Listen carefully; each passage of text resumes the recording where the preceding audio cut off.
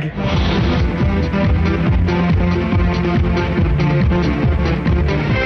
Hello and welcome, मैं हूं स्मृति Mudgal. Music और मस्ती के साथ हमारा नाता कई साल पुराना है और एक बहुत ही अच्छा तरीका जो हमने चुना वो है रेडियो। अब तो 24/7 हम रेडियो के साथ जुड़े रहते हैं, फिर चाहे वो घर में हो या फिर ऑफिस में हो या फिर घर से ऑफिस तक की ट्रिप में हो। तो आइए तैयार हो जाइए मेगाहर्ट्ज मस्ती के लिए।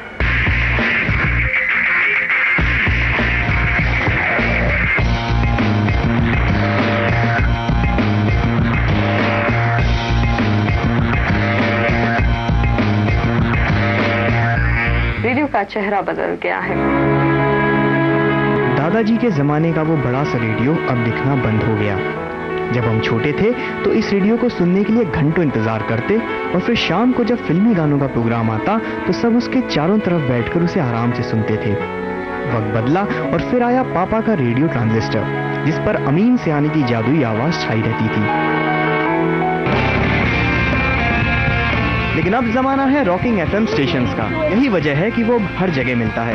कार में एफएम, घर पर एफएम, मोबाइल पर एफएम, जहां दिल चाहे बस कनेक्ट हो जाइए। लेकिन ऐसा नहीं है कि रेडियो की हमेशा से ही इतनी धूम थी। बीच में ऐसा दौर भी आया था when everybody was taking radio as a dead concept. पर रेडियो भी बड़ा सज्जान निकला, वाइल्ड कार्ड से री एंट्री की और छा गया मैदान में। आज देश भर में 10 से ज्यादा एफएम ब्रांड्स हैं जो करीब 90 शहरों में फैले हैं। टीवी के कंपेटिटर नहीं है, हम शायद उनके सहयोगी हैं। आज टीवी के बहुत प्रोग्राम रेडियो पर एडवर्टाइज होते हैं। 8 बजे आप घर जा रहे होते हैं तो रेडियो जॉकी कहता है आज रात को देखना मत भूलिएगा, क्योंकि उसको मालूम है कि 9 बजे के बाद मैं इनको खो जाऊंगा। दूसरी चीज ये है, आज हमारी ट्रैवलिंग डिस्टेंस इतनी बढ़ गई है कि उस 1.5-2 घंटे के समय में जब हम रास्ते में होते हैं हमारे पास और कोई मीडियम नहीं है। या तो मोबाइल पे हम एसएमएस कर रहे होते हैं या हम रेडियो सुन रहे होते हैं। एफएम की एंट्री के साथ ही रेडियो का सारा मेन्यू भी चेंज हो गया। नए प्रोग्राम्स आए और उन्हें और भी इंटरेस्टिंग बनाने के लिए उसमें दिया गया कई मसालों का तड़का, और ये बदलाव आम लोगों को काफी पसंद आया। अब ये बदलाव अच्छा है या बुरा, किसे फिक्र, पर एक बात तो है कि एफएम रेडियो के आने के बाद आपके सफर में कोई साथ हो ना हो, एफएम जरूर रहता है।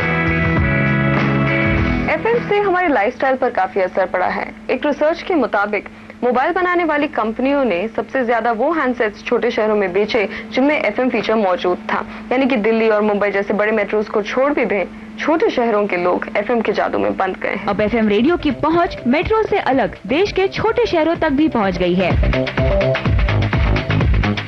It's happening like when everything in the morning is going on, तो बहुत कुछ होता रहता है वहाँ पे, घर में भी होता रहता है, तो अच्छा लगता है कि चल रहा है भाई। छोटे शहरों में एफएम रेडियो चलाना ज्यादा बड़ा चैलेंज होता है।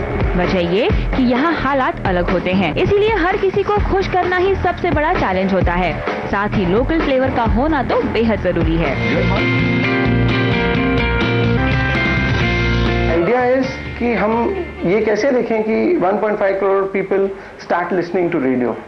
सो वो करने के लिए you have to make it exciting, you have to make it entertaining, so that कि आदमी एक दिन नहीं सुने तो उसको ऐसा लगे कि मैं कुछ मिस कर रहा हूँ। Which is why everybody is going back to the drawing board and working on their content. अब तो टीवी चैनल्स के रिपोर्टर्स की तरह रेडियो जॉकीज भी स्टूडियो से बाहर निकलकर सीधे आपसे बात करते हैं, वो भी लाइव। मीडियम वही हिट है जो आपके मतलब की बात करे, फिर चाहे वो अखबार हो, टीवी चैनल या हो अपना रेडियो।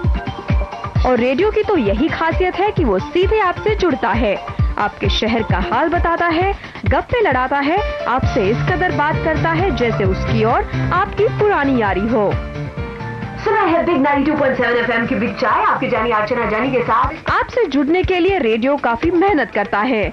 चटपटी फिल्मी गपशप के साथ साथ आपके शहर के ट्रैफिक का हाल, नई रिलीजेस, शहर में होने वाले इवेंट्स के बारे में तो बताता ही है, साथ ही कई तरह के कॉन्टेस्ट करवा के आपको इनाम भी दिलवाता है।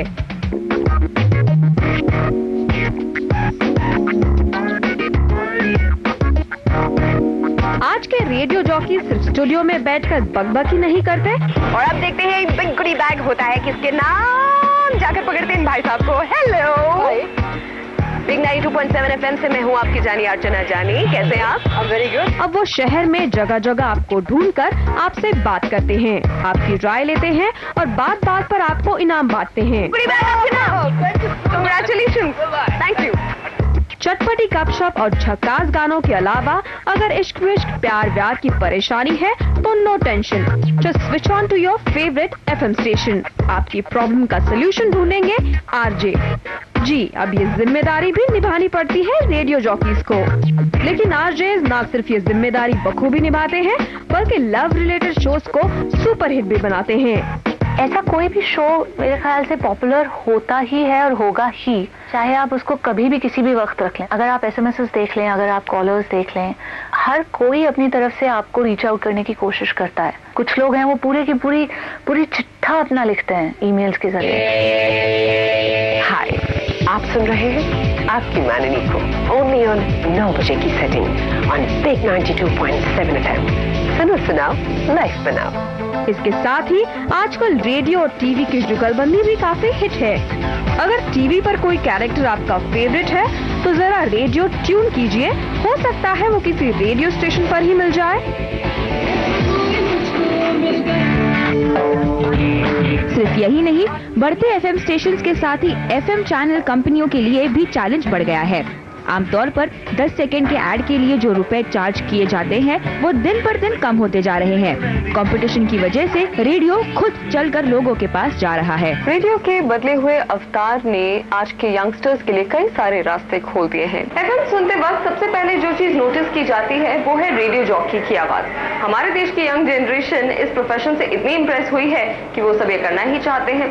लेकिन ठहरिए, अगर आप ये सोचते हैं कि जो मजेदार रेडियो शोज आप सुनते हैं उसके पीछे सिर्फ और सिर्फ एक रेडियो जॉकी का एफर्ट होता है तो आप ये गलत सोचते हैं, क्योंकि एक अच्छा शो बनाने के लिए जरूरत होती है टीम वर्क की। रेडियो स्टेशन में रेडियो जॉकी भले ही हम सबको सबसे इम्पोर्टेंट लगे, पर वहाँ पर उनके अलावा और भी कई एक्साइटिंग काम हैं। एक सिटी के अंदर 10 रेडियो जॉकी होते हैं, but my city, for example, Mumbai station will have 70 people working there. So the ratio is 1:10. So if you have 10 jockeys, you will have approximately 100 people working in that station. Radio में जो गाने आप सुनते हैं वो आमतौर पर programmer या म्यूजिक मैनेजर तय करता है। रेडियो जॉकी का तो इस म्यूजिक सिलेक्शन में हाथ होता ही है, लेकिन शो शुरू होने से पहले एक सीक्वेंस तैयार रहती है। प्रोग्रामर बनने के लिए जरूरी है आप में म्यूजिक की समझ हो, साथ ही आप लोगों के मूड को भी पढ़ने में उस्ताद हो। एक जॉब जो रेडियो से भी जुड़ा है और सेल्स से भी, वो है एड सेल्स प्रोड्यूसर। ये वो बंदा होता है जो कंपनी के लिए रेडियो एड्स बनाता है, फिर चाहे वो स्क्रिप्टिंग हो या फिर प्रोडक्शन या फिर हो वॉइस ओवर, सभी जिम्मेदारी एड सेल्स प्रोड्यूसर की होती है। इसके अलावा रेडियो स्टेशन में कई तरह के टेक्निकल जॉब्स भी होते हैं, जैसे साउंड इंजीनियरिंग और इससे जुड़े दूसरे जॉब्स। तो अगली बार जब आप अपने फेवरेट रेडियो चैनल को सुने तो ध्यान दें कि जो आप सुन रहे हैं वो कई लोगों के जॉइंट इफेक्ट का नतीजा है। तो देखा आपने कैसे लोगों को एक दूसरे से जोड़ने का काम कर रहा है ये मीडियम। काम के अलावा एंटरटेनमेंट और नौकरी के कई सारे मौके भी। सचमुच रेडियो ने हम सबकी लाइफ बदल दी है। तो बस ट्यून इन कीजिए अपने फेवरेट रेडियो स्टेशन पर और मजा लीजिए बढ़िया गानों और मसालेदार प्रोग्राम्स का।